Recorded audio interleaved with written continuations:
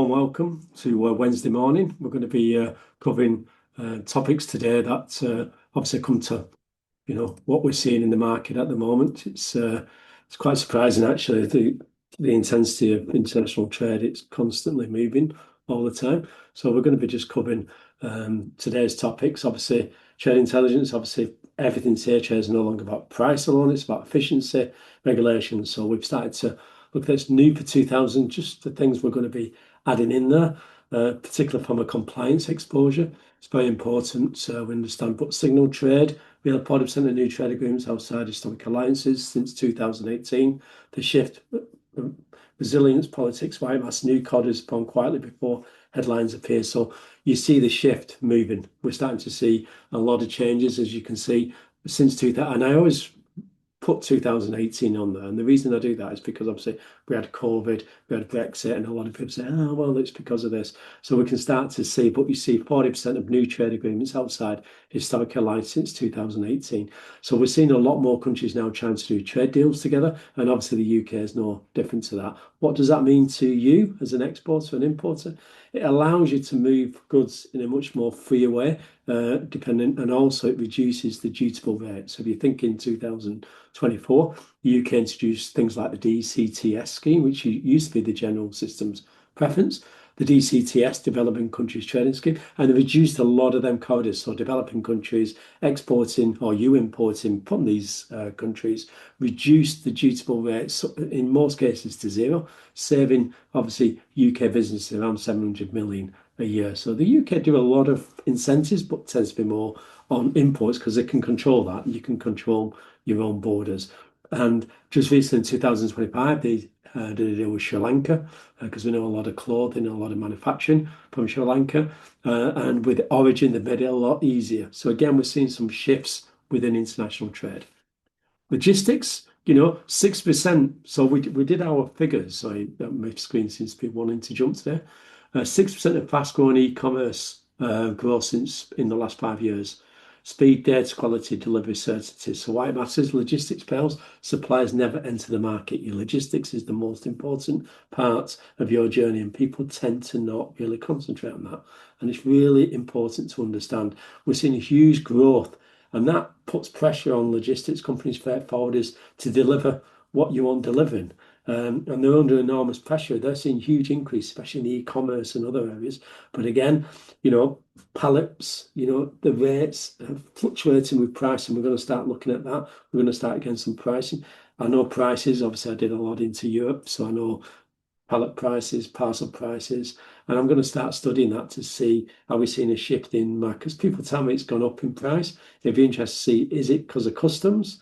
Or is it just general that there's a shortage of trailers? Used to be a huge shortage when I was doing it in 2015, 2016 from 1997. So we always had them shift and patterns, so that this is no different. Interesting, UK goods exports since 2018. Sorry, our data is telling us on goods, our data intelligence hub is telling us that the EU has decreased by around 6%.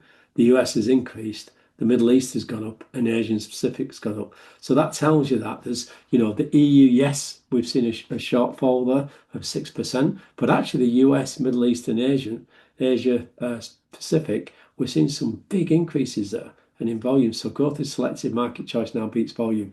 So again, pick your markets. Don't just assume because EU's on your doorstep that you can't penetrate US, Middle East and Asia. Obviously, US is very balanced at the moment. We're having that bit of a challenge with the US, which is a real shame because I felt that the US could have been a great market for a lot of British businesses. But we're seeing a lot of challenges there, and we'll keep you abreast with that, with what's happening and how that affects you as an exporter. But Middle East, look at Middle East. As you know, I've worked in Qatar and Saudi Arabia. Huge appetite for British goods. So again, don't be put off. And now with the CPTP agreement on the Asian Pacific, that should allow you to move goods more freely and at a cheaper rate. So it makes you more competitive. But what trade deals do, they make you competitive because the paperwork obviously is costly, but everything else is reduced. So your importers buying your product and not paying taxes, a lot of taxes on the goods, and the taxes he pays, if it's VAT like we do in the UK, you can claim that back. So you're just looking at that dutiable cost.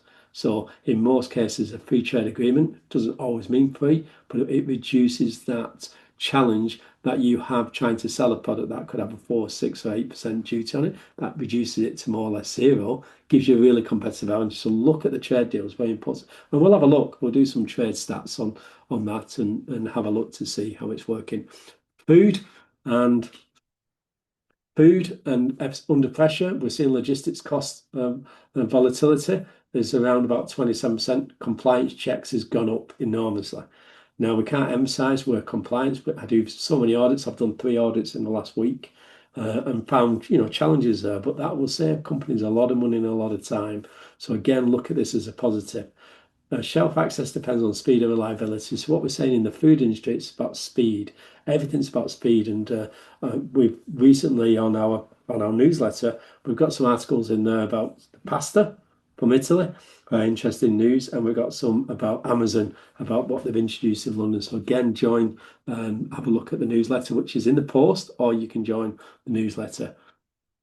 Where trailer really breaks, as we're seeing a 70% trade losses. So where trade really breaks, so wrong Incoterms, weak valuation, logistic, unsupported origin. What does that mean?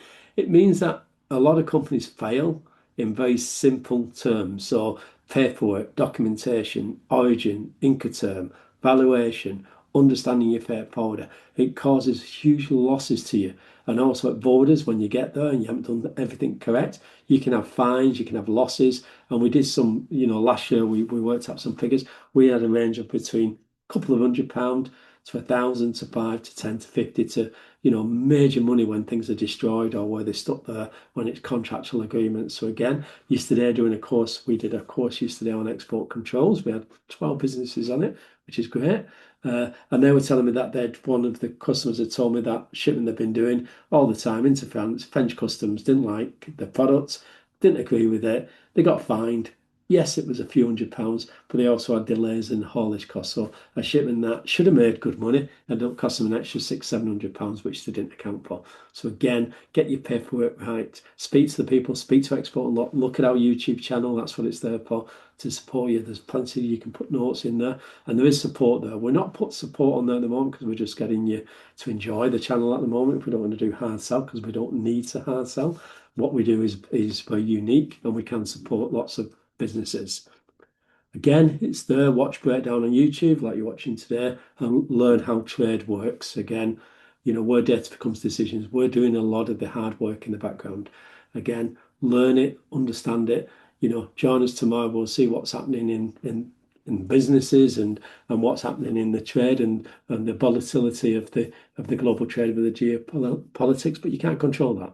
You cannot control it. All you can do is plan for it. So again, we're not here to frighten anybody, but hopefully we'll see you soon and we'll see you tomorrow. Please get subscribed. That'd be great if you could subscribe. Like I said, we only started a week ago and we've been quite surprised at the level of views and things we're getting, which is great. It's great for us and it's great for all the hard work that's going in the background. But have a great day and we'll see you soon.